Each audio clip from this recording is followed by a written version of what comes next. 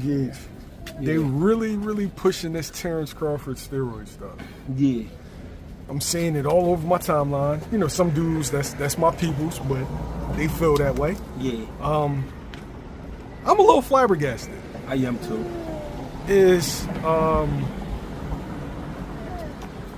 Terence Crawford's never tested positive for anything.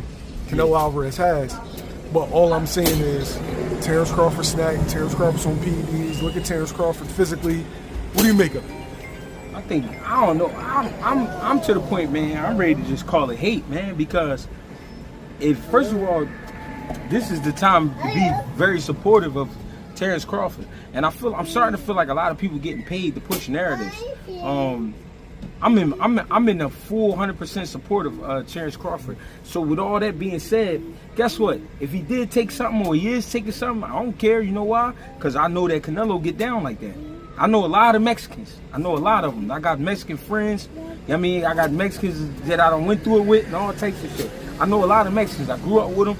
I never seen a Mexican built like that in my life. You know what I'm saying? I'm talking about even one who work out. I never seen a Mexican built like that in my life. So it's crazy that people pointing a finger at Bud and nobody saying nothing about Canelo and his whole team being caught on PEDs. You know what I'm saying? His trainer is a known trainer that trains guys that's on PEDs.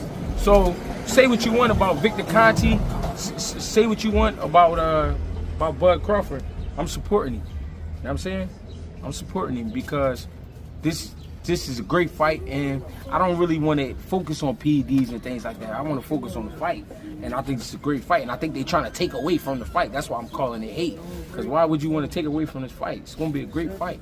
Do you feel like this is a built-in excuse, or like they're gearing up for a Terence Crawford win, in case? Yeah, because if it's one man to do what he's trying to do, it's going to be Bud. You know what I'm saying? Bud has put himself in position for this fight. It's so crazy because remember we was talking about Earl at one point supposed to be fighting Canelo, or they was entertaining the thoughts of it. Yeah. So maybe if Earl won that fight when he fought Bud, maybe this would be I think Earl. So since it's not Earl and it's Bud, and Bud wasn't expected to be here, I think it's a lot of people mad about that. But guess what? We can't roll back the hands of time. And we here, man. And I hope Bud wins. I hope he wins. You know what I'm saying? I hope he go in there and do his thing, man. And I think he will. My thing is I don't like to hang jackets on people. Yeah. Right. The reality is PED use is a heavy jacket. Right. And so Terence Crawford in like 40-something fights have never tested positive for anything. So I'm gonna give him the benefit of the doubt. Right. And I understand Victor Conte's past, right? I'm not even gonna tell you that in my mind, I don't think Victor Conte's still getting busy. But The reality is, that don't mean that Terence Crawford is, though. And it's the thing. I hear people say, oh, the way he's gaining weight and this and that, that's his natural weight. He a grown man. Listen, I'm 5'6". I walk around 200 pounds. I walk around, right now, and this is me not in the gym. If I was consistently in the gym, I'd probably be walking around like 74, somewhere around there. But me just walking around, I'm between 96 and 200 pounds, right?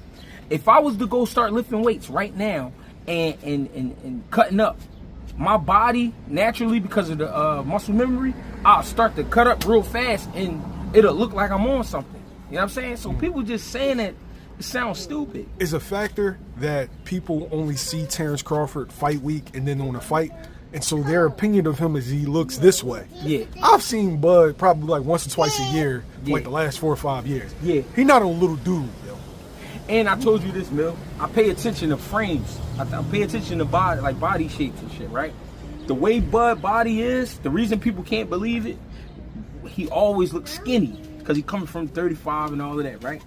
But the reason he looked that way, his weight is distributed perfectly through his body. What I'm saying is, sometimes you got a person, the upper body might be real big and they might have skinny legs, or the upper body might be real like flimsy, lousy looking, but got big legs, or they might just have a big stomach. His weight is distributed evenly through his body.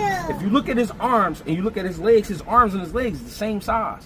You know what I'm saying? His midsection, he don't get real he don't get like a round belly. He just fill out. You know what I'm saying? So So I paid attention to him. I don't think he on steroids for real. I think he just. Now listen, do we have some professionals working with him, like strength and conditioning guys? Yes. Him training in Colorado with the altitude being crazy. Yes, I think all of that plays a part. But I saw something one day. He was training. He was running up like it wasn't a mountain, but it's equivalent to a mountain, but it was steps in Colorado. You gotta be out your fucking mind to even think you about to get up there running. You know what I'm saying? He's running up the steps and running back down. You know them steps were steep as shit. Yeah, yo. he's one wrong, yo. Yeah. You taking an epic spill. I'm talking about. Die. You might die. You know what I'm saying? But that's what I'm saying. He is the type of guy that's gonna push the limit, man. Him even doing that run let me know he's willing to push himself. Guess what, man? I ain't mad at him for nothing. If he is, guess what? And I'm gonna say it again. If he was doing something, I wouldn't be mad at him because you're going up against a known cheater. Yo, I'm gonna say something controversial too. May the best pack win. Let's have it. September 13th. I don't want to hear shit about nothing until somebody tests positive. Yeah, battle with the packs. Yeah. Who we fighting? Canelo Alvarez, Mexican. That's what you get. All right, so the WBA rankings just came out. Yeah, man, you ain't doing nothing. WBA rankings just came out, and Jaron Ennis comes in at number 2. Yeah. Number 4 in the WBO. Eddie said he's returning in October, but still no announcement on the date, nor opponent. Yeah. Stop yelling. Chill. He been a topic of conversation, G. Yeah. For like the last year or two. Yeah. And it's something that you said that resonates with me now, but you said it back then, back when they were at Philly 1-on-1. Yeah. You kind of predicted the backlash. Yeah. Eventually. Yeah. And the criticism. Yeah. What did you see and why did you think that it would get to this point? Because I've been fortunate enough to see a lot of different talent when it comes to boxing. Talent, period. No matter the sport, but definitely boxing. Not just in Philadelphia. A lot of people think I'm so Philadelphia based that I've never been anywhere. I have trained fighters in California. I have trained fighters in Vegas. And I've been around different fighters.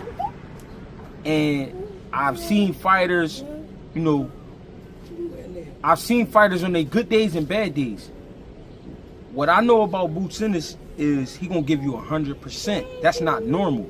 What I mean is every day he gonna give you 100%. That's not normal.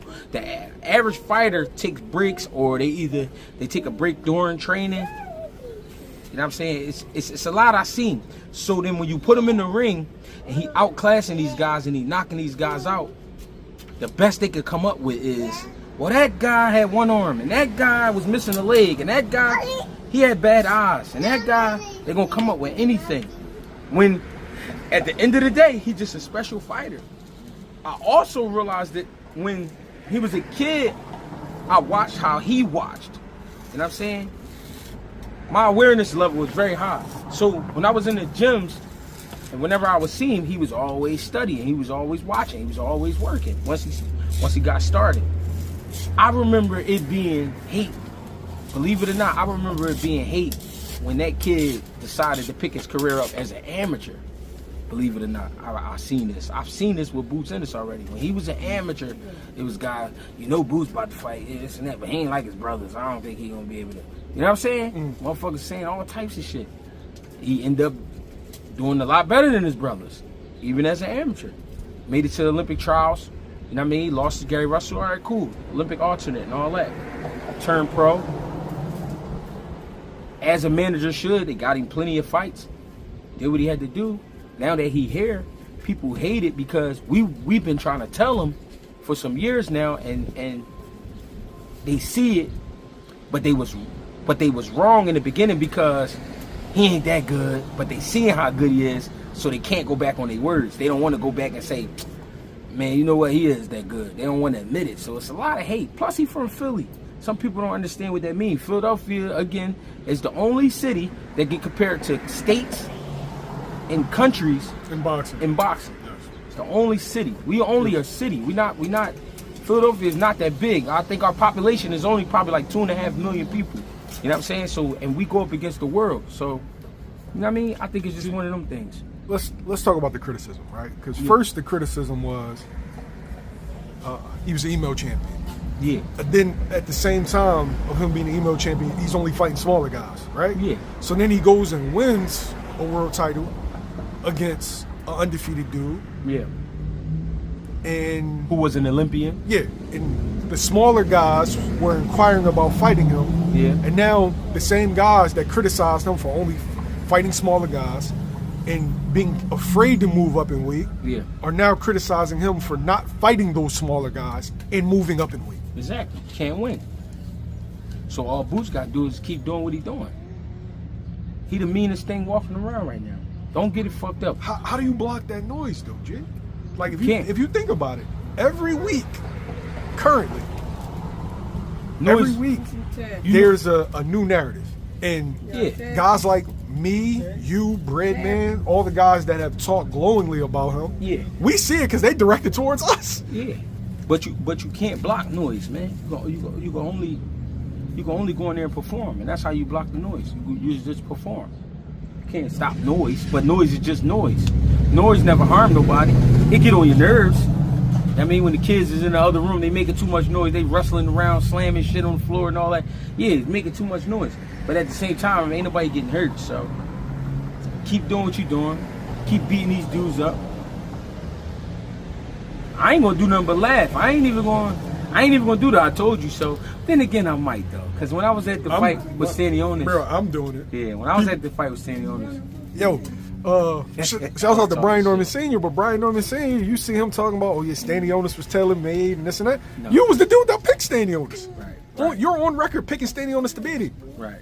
And then now all of a sudden, he not that good, he tailor-made, then why did you pick him to beat him? Brian Norman just don't want to face Boots. He want to be able to talk about Boots, but not face him. But you already put yourself in this space, so you know when the day come, they'll fight, and that's what it is. But to be honest, and I like what Brian Norman is doing right now. On some real shit, I like what he's doing because he's making sure his son is safe and he's fighting good fights. You know what I'm saying? He's fighting the right guys. You know what I'm saying? So we'll see. And then we got the Virgil Ortiz fight looming, right? Oscar De La Hoya and Eddie Hearn says the fight will occur in 2026. Yeah. He's not gonna do nothing to you, man. Chill.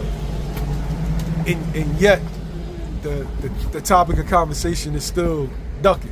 Yeah. When the fight that you said that you wanted, the fight that you said he was avoiding, both promoters say that fight will definitely occur. Yeah. 2026. Eddie said mid, Oscar just said 2026. Yeah. So I'm guessing when we get the fight. Would you say Cinco de Mayo? That's what I said. I mean, I don't see. Some people might think sometimes I'll be talking to people on the phone. I don't. I be just putting together the shit in my head from the way it looked. And I said Cinco de Mayo because I think that'll be a great date. You know what I'm saying? For Boots and Virgil.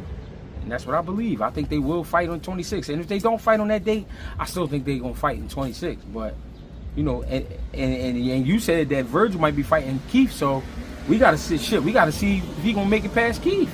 You know what I'm saying? That's the one thing. I love the Keith fight, but no, I don't want the Keith fight because that shit too dangerous. I want Boots and Virgil. That's what I want. Yep. So I want to make sure that, you know, ain't no injuries. Nah, don't, you know what I mean? Yeah. Nah, I want no hands breaking, No nothing like business. that. Nah. Yeah. No, that's real shit. But we gonna get the match, bro. We gonna get it. You know what I'm saying? Boots just gotta keep working how you working, bro. Don't worry about what nobody's saying. Don't worry about what nobody's talking about. Just keep putting in that pain, man. One thing I know, man, he a great athlete, man. He a great fighter, and that's because of the hard work. You know what I'm saying? Boots don't make no excuses.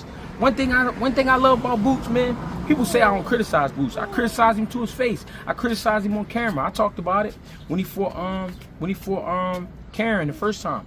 But you know what he said when I told him? I said what I said. He said, he looked me on face and said, G, I got you.